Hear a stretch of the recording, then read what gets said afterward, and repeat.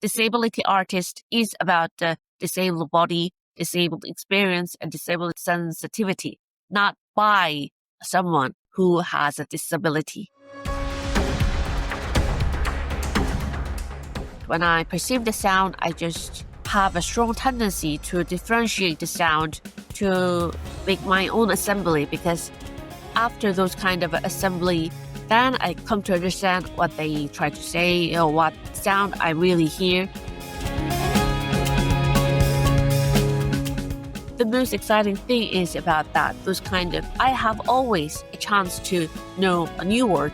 It's always exploration, and it is always about curiosity.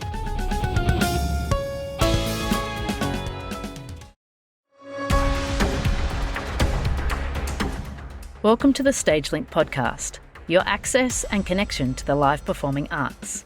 In this podcast, you'll hear from some of the industry's most inspiring people from around the globe who create magic on stage and backstage. Our guests share their knowledge, passion, and the real stories of how a show comes together.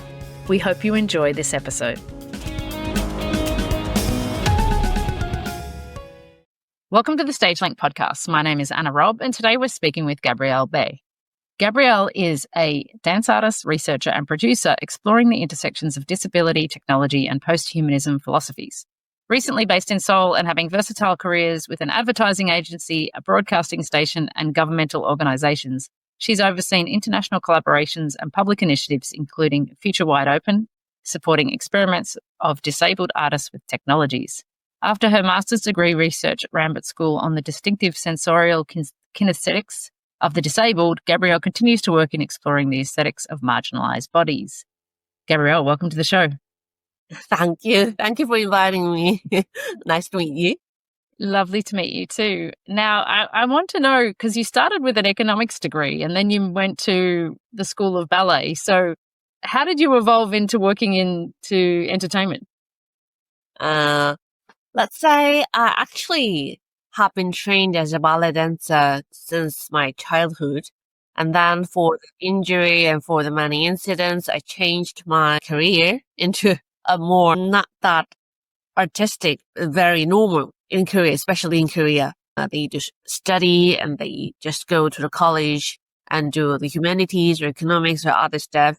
So I follow that trail. But upon my graduation of university, it just came to me that I want to do it again. I want to do what I love and what I am accustomed to. So that's the time. That's the beginning of this complex career, also with complex professional and complex scholarly trajectory as well. So after when I started to working for an advertisement agency, especially, that's where I started to dealing with content startup and creative technology startups, so-called CT startups. And that becomes to me as a revelation. Oh, this is what I really want to do. This is what I really want to do on my performing art professional field, to incorporate digital technology into the dance or into the performing art. And if there's someone who shares this interest like me, and then I want to coordinate such projects. So I started to work for a governmental organization and then just move along to a complex trail. Amazing. And so what technology and performance, how do you see that working together, and what do you think is the future of live entertainment with technology involved? In 2015, 2016, it was a kind of a burst on VR, AR, mixed reality. And that's the very technology my company and I also am very into at that moment. But I always have a strong interest in corporate realities or a dance, but dancing bodies. It is quite typical for any dancers, any choreographers to have concern with their bodies. And it's also applied to me. But when my project evolved, I try to think in more complex way. When I say it's complex, it is technology doesn't always deal with immersion or not immersive technology. Is all about technology that can be connected to a performing art. Any technology actually can be connected to a performing art or visual art, any kind of art, because it is a medium. It is very basic idea of this art. The art is something medium and its content. And technology is kind of a modulation of those media, like from the typical media into another media, and typical modulation of our body to another type of modulation of body. That becomes more concrete to me as to use kind of different technology rather than VR and AR. Still, VR and AR is a big issue for me still, but I am more into immersive sounds or like haptics and the other technologies that can be connected to a human stimuli, the human receptive, perceptive, those kind of a system. I think that is what interesting point is that same technology can be used differently by other. So I am trying to do this way, one way, and still learning to do other ways that other artists applied. Great. And so tell us about the project Future Wide Open. What was that and what did you do on that project? I have to highlight those experiences as a threshold of my career or my studies, my projects, because that is a very strong initiative of a Korean government to support disabled artists to incorporate digital technologies into their work as an experimental or as a pilot, whatever it takes into a form. But the basic reason the government pushes such initiative is that they think disabled artists have low accessibility to a digital technology, because some of artists have difficulties in like participating elementary school or at the secondary school for their disabilities. And that's the very premier barrier to use a digital technology. And the second thing is for their sensory particularity, they have also another kind of a hurdle to use technologies, like the very simple technologies like mobile tablet or mobile devices, any kind of mobile devices. It is the reason that because the art and tech or any kind of a convergence art is regarded as a concurrent or contemporary art. Usually. So this is the reason why the government pushes so hard to, you can follow this trend by our support or our subsidies or our mentoring programs. So we planned, I and other colleagues planned all the mentoring sessions, workshop sessions, and other quite educational and supportive sessions to promote such experiment. And during those kind of 2 years, it takes 1 year for each participant, and it takes 2023, it takes 2024. And during those 2 years, I am also very attached to the project because I myself have a disability. It is, I would like to say it is not so severe. It is quite mild, but my right ear cannot hear properly. And my right ear also have a quite strong tinnitus that abruptly interfere my experience, just normal experience, ordinary experience. So that's the time when I started to position myself as a disabled artist, because my project, I would dare to say my project, because I tried to define disability artist as art dealing with a disabled experience, disability experience and disability sensibility. I borrowed this definition from aesthetician Carrie Sandel, American aesthetician, and she defines concretely that disability artist is about the disabled body, disabled experience, and disabled sensitivity, not by someone who has a disability. So it is more about its contents rather than who did the art or who made the art. So that's the time when I started to regard myself as a disability artist, and I just try to do a similar thing with my participants that let's do this job in another way. Let's try this technology, or let's try to translate this similar content into another form, another media, or another language. So that's the time when I really feel attached to a disability art field and disability art and technology field. Yeah, amazing. And so can you give me an example of like how in this project technology and disability was combined? Was there something made? Was there something they learned or they could express their art through technology? Give me some examples of the results of that. One example is quite typical because you can say it is quite typical because it's about emotion capture of a dancer.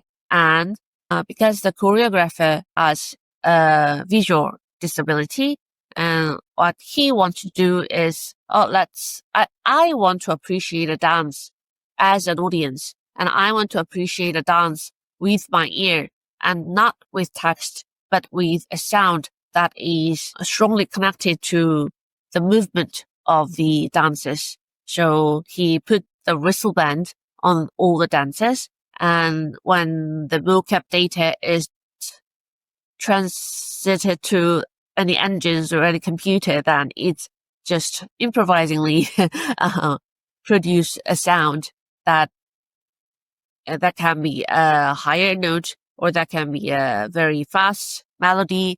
It depends on the movement. So it is intuitive.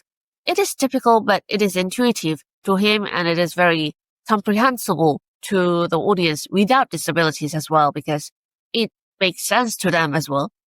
For audience with visual artists, they have to perceive the dance through their ear. And that's one way of like transcribing or translating dance into their own stimuli rather than a transcription or an explanation that is usually carried by text or someone's verbal word. Now that's one example. And the another example is more complicated because it is about transform one's universe, one's like virtual universe that is based on one visual artist with disabilities paintings and his installation works. But all the works made some kind of a holistic word or holistic globe. We called it is a parallel word of Korea. He named nation as a Robb nation, but he also positioned it as a parallel word of Korea. And it has a COVID, it has a tunnel, it has a transformation system, and the other coordinators transitioned those words into an interactive game so that audience can more feel connected and more be immersed into those kind of Robb words, virtual but parallel word.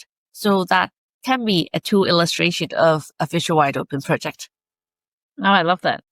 And in terms of those projects, how were they received? They were done in Korea, right? So how were they received? And is there ongoing support for these kind of projects from the government? Yes, first of all, there is a similar assistive project.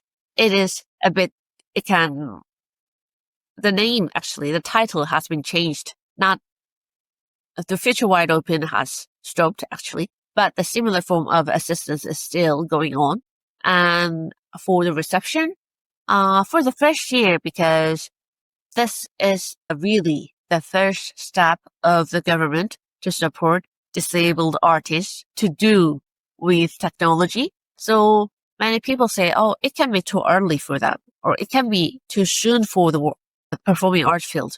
But I don't actually give a lot of concern to the kind of worries, because there is no sooner later. There is no early or later sense of the artist.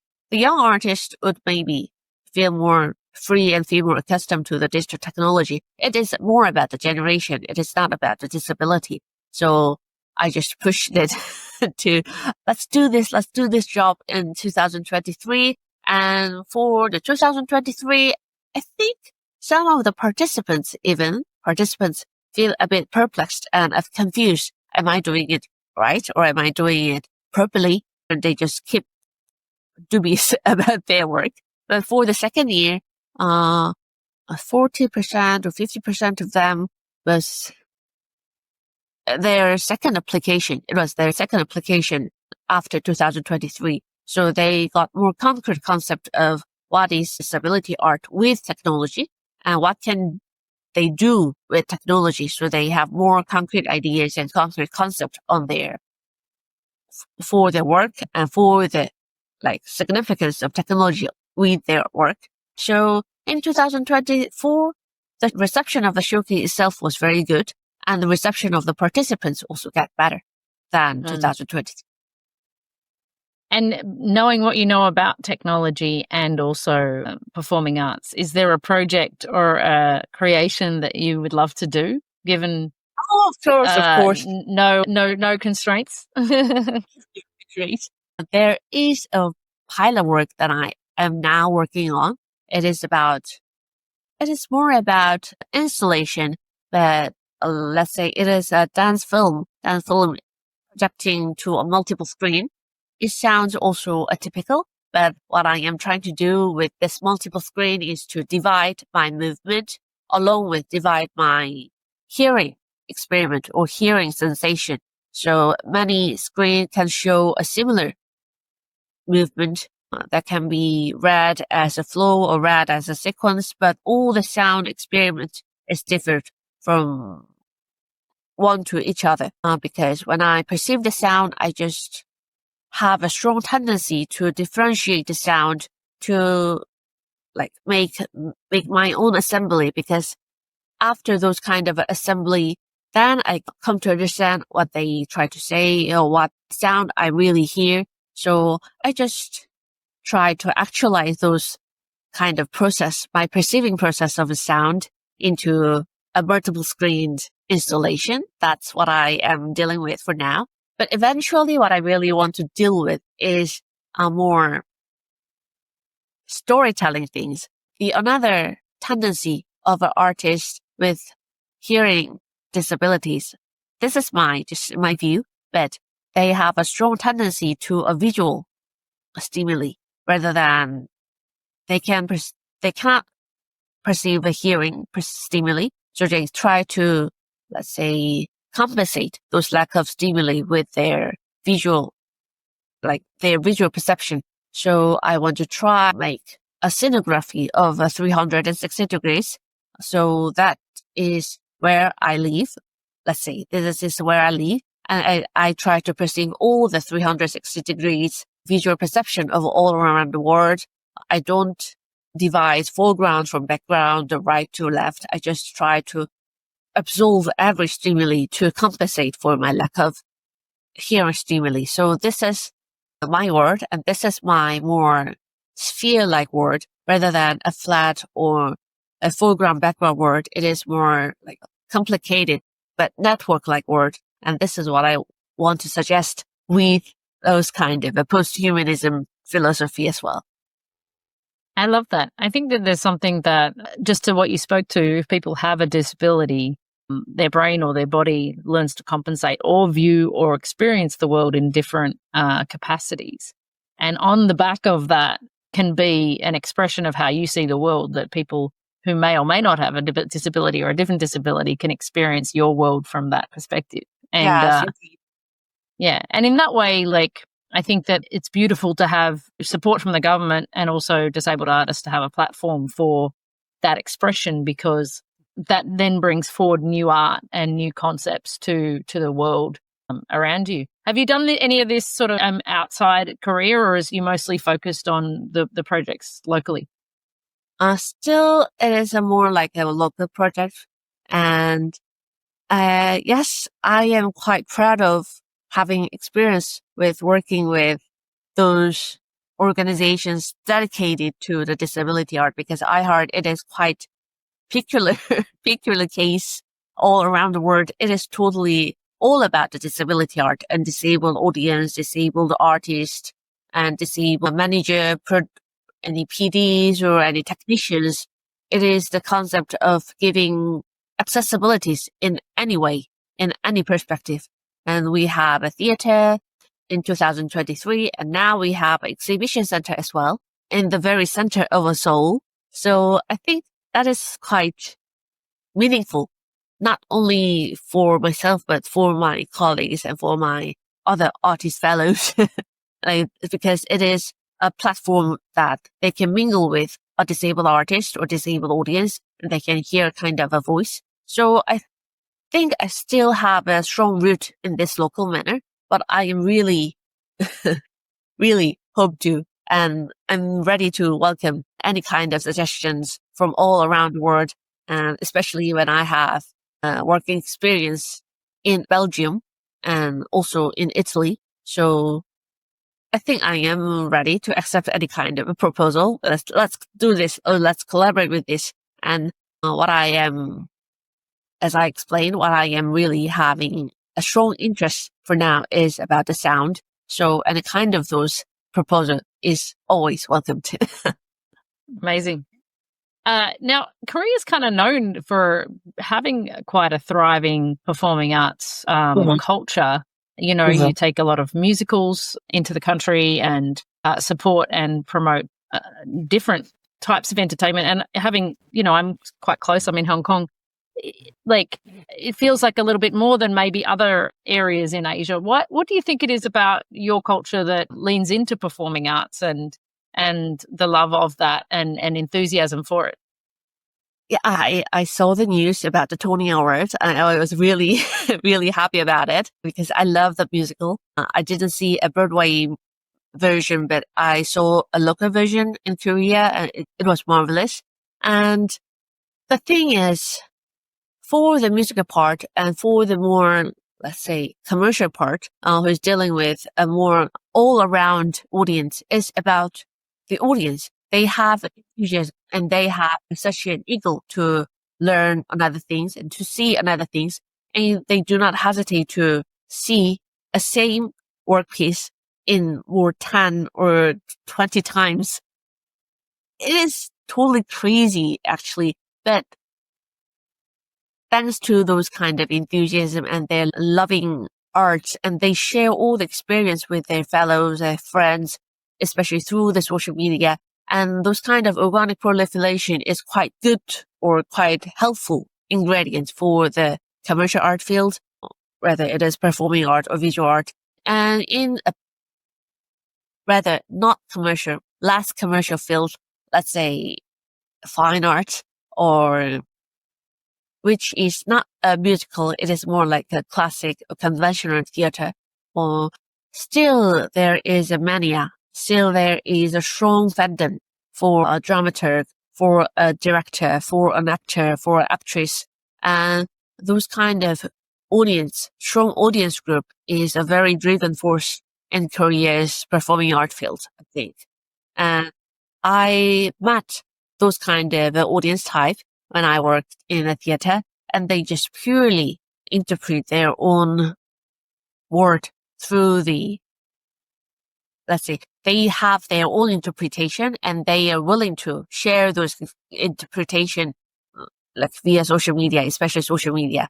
And those kind of force, it is not the pressure from the outside. It is their own driven force from their very inner heart. I don't know the psychological system or psychological any structure of those audiences' mind, but they try to keep in trend and they try to perceive a new, a trendy, but still experimental things. And they want to see those kind of experimental things more eagerly rather than deny those kind of experiments. I think their openness and their eager to accept a new thing is quite a strong thing in performing art field in Korea. I love that. In terms of technology and the future of performing arts and your work, is there anything that's exciting about, you know, new technologies that might be coming out or something that you are excited about in the future of performance? I honestly have to say that I don't depend on the potential technology. It is not my area, not yet. But as I say, I think I will just try to broaden my word, like from sound to narrative. My own tendency in dance is to make abstract dance without any narrative. But when I try to include any kind of narrative that can be actualized through a 360 degrees, and that is another dimension and another trial to expand my own world. And then maybe I'll try another things. I'll try another sound technology rather than immersive sound. It can be more about the haptics. It can be about the vibration. It can be about the other things. And I don't know, maybe I always want to learn about something new technology, but still my understanding stops at the computer vision level. Yep. So I think I will focus more on the manipulation and manipulation of those technology and the manner of those technology that can be incorporated into my work. I love it. Tell me your most favorite thing about your job.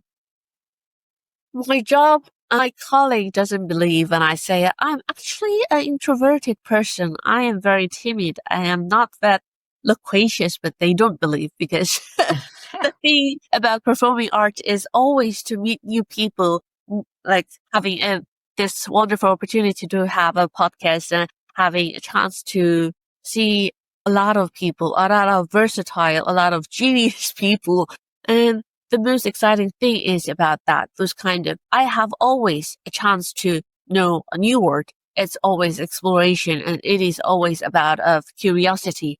And the thing is that I can have always a curiosity is the most exciting part. I can be never bored about it. A true artist always has an endless amount of curiosity, I believe. And if you could change one thing about your job or the industry, what would that be?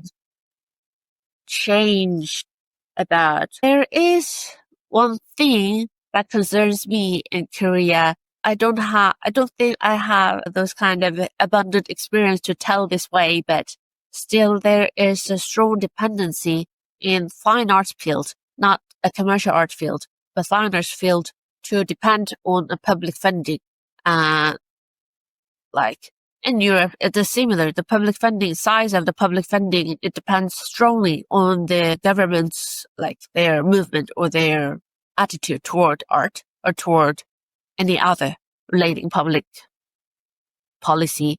So this is a difficulty and this is a hurdle that we have to try to lower the impact of those kind of policy act and those kind of many unexpected things can happen in political world, as we also already saw another impeachment in last year, and we have a presidential election in this June.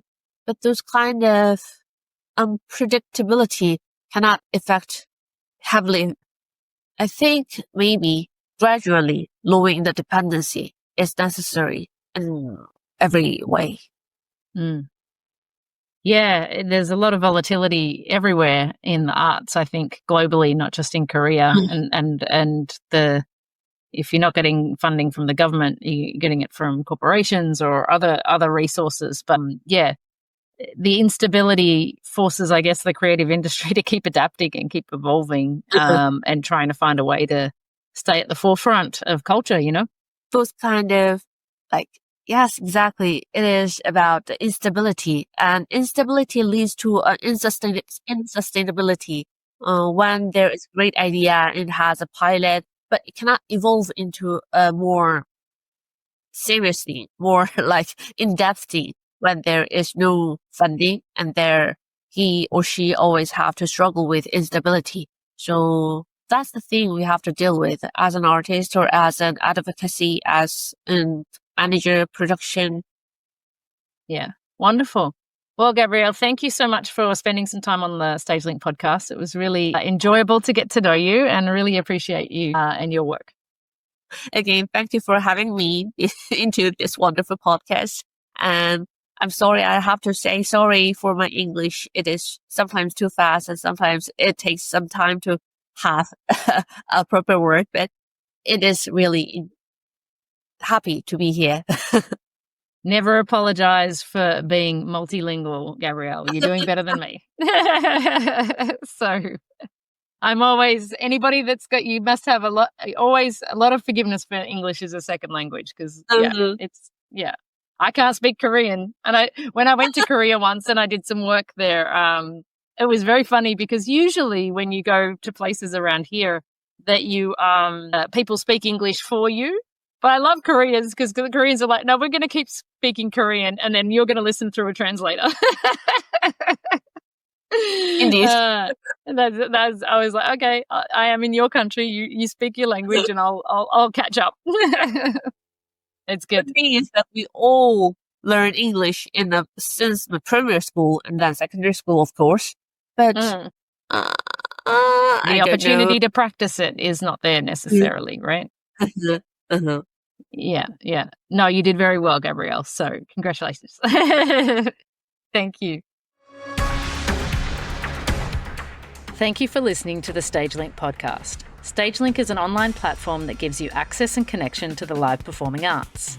As a guest, you can read about live performing arts from across the globe and gain insights from performers and artists on stage and all the amazing people who work behind the curtain. If you are an industry professional, StageLync Pro offers jobs, networks, and career support tools, and you can build your own professional profile on the site. As a StageLync podcast listener, you are eligible for 20% off your StageLync Pro membership. Visit us at stagelync.com and when joining, use the code SLPodcast. StageLync, that's StagelYnc.com.